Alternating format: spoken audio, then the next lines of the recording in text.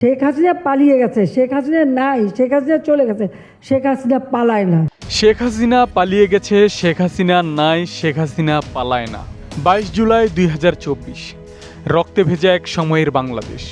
3 দিন ধরে ইন্টারনেট বিচ্ছিন্ন, চারদিকে কারফিউ, গুলির শব্দ আর স্বজনহারাদের আর্তনাদ।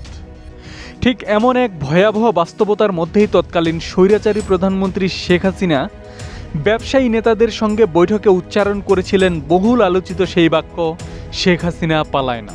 উপস্থিত ব্যবসায়ী নেতারাও তাকে অকুণ্ঠ সমর্থনের আশ্বাস দেন। সরকারি চাকরিতে 7% কোটা বহাল রেখে নতুন প্রজ্ঞাপনে অনুমোদন দেওয়া হয়, কিন্তু বৈষম্য বিরোধী আন্দোলনের শিক্ষার্থীরা তা সরাসরি প্রত্যাখ্যান করেন। তাদের দাবি ছিল কেবল প্রজ্ঞাপন নয়, ন্যায় বিচার এবং রাষ্ট্রীয় দমনপীড়নের অবসান।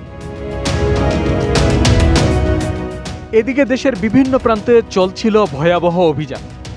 রাজধানীর যাত্রাবাড়ি, মিরপুর, শেরেবাংলানগর থেকে শুরু করে খুলনা, রাজশাহী, রংপুর, বরিশাল, চট্টগ্রাম, সিলেট ও ব্রাহ্মণবাড়িয়ায় সেনা, পুলিশ ও সাদা পোশাকধারীদের অভিযানে প্রাণ হারান অন্তত 21 জন।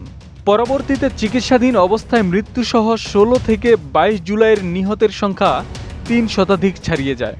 হাসপাতালের করিডোরে পড়েছিল রক্তাক্ত দেহ, আর স্বজনেরা ছুটে বেড়াচ্ছিলেন প্রিয়জনের খোঁজে। গুম থেকে ফিরে সেদিনই হাসপাতাল ছাড়েন আন্দোলনের অন্যতম সমন্বয়ক মোহাম্মদ নাহিদ ইসলাম। অভিযোগ অনুযায়ী তাকে তুলে নিয়ে নির্মম নির্যাতন চালানো হয়েছিল। পরে পূর্বাঞ্চলের একটি সড়কে ফেলে রেখে যায় অপহরণকারীরা। একই সময়ে আন্দোলন দমনে জাতিসংঘের ইউএন চিহ্নযুক্ত সাজোয়াদান ব্যবহারের ঘটনায় গভীর উদ্বেগ জানায় জাতিসংঘ, যা আন্তর্জাতিক অঙ্গনেও ব্যাপক প্রতিক্রিয়া সৃষ্টি করে।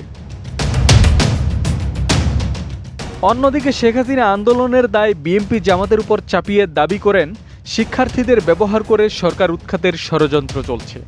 বিকেলে সেনাপ্রধান জেনারেল ওয়াকারুজ্জামান ও পুলিশ প্রধান চৌধুরী আবদুল্লাহ আল মামুন যাত্রাবাড়ি পরিদর্শন করেন। একই সঙ্গে দেশজুড়ে শুরু হওয়া ব্যাপক ধরপাকড়, হাজারো মানুষ গ্রেপ্তার হন, বহু রাজনৈতিক নেতাকর্মী গুম ও নির্যাতনের অভিযোগের মুখে পড়েন। 22 জুলাই তাই শুধু একটি তারিখ নয়, এটি এমন এক দিনের স্মারক যখন ক্ষমতার দম্ভ আর রক্তাক্ত বাস্তবতা একই ফ্রেমে দাঁড়িয়ে ইতিহাসের নির্মম সাক্ষ্য হয়ে ওঠে। আব্দুস সালাম, প্রজন্ম 24।